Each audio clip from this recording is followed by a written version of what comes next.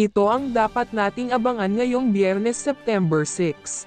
At dito nga sa ating pagpapatuloy ng FPJ Batang Quiapo, na kung saan nga ay nagtamo ng mga sugat ang mga tauhan ni Lucio dahil sa sagupaan nila ng mga Montenegro, at dito nga ay hinanap ni Lucio etong si Teban at Kidlat na kung saan nga ay nahuli na pala sila ng mga pulis.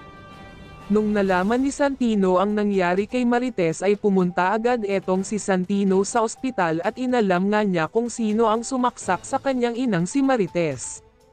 At mapunta naman tayo kay Olga kung saan nga ay nagsasaya ito dahil nga napatay na nga daw niya itong si Marites.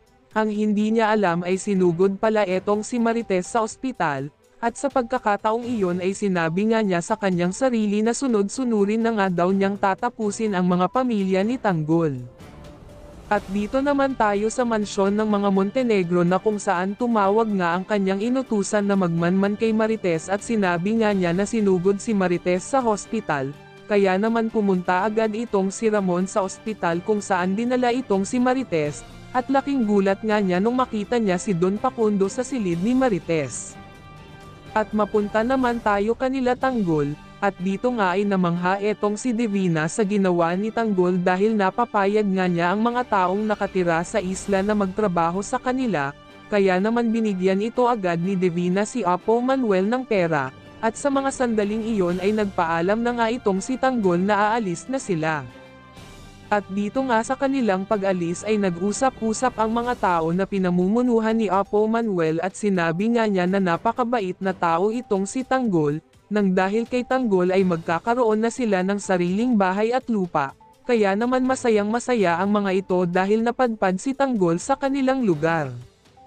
At mapunta naman tayo kay Amanda at Primo. At doon nga ay sinabi ni Amanda na hindi nga daw niya nagustuhan ang kanilang mga ginawa na kung saan nga ay hindi nila sinabi na pekeng ginto ang kanilang ipapabenta sa mga taong nakatira sa isla, dahil doon ay kakausapin niya itong si Divina dahil sa nangyari sa kanilang pag-uusap ng mga tao sa isla.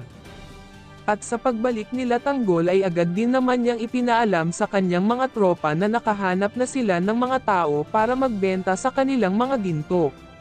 Ano kaya ang magiging reaksyon ng mga tao sa isla kung malalaman nila na pekeng ginto pala ang kanilang ibebenta? Magkikita nga ba si Ramon at Don Facundo sa ospital?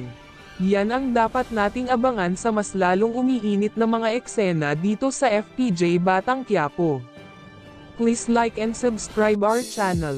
Maraming salamat po.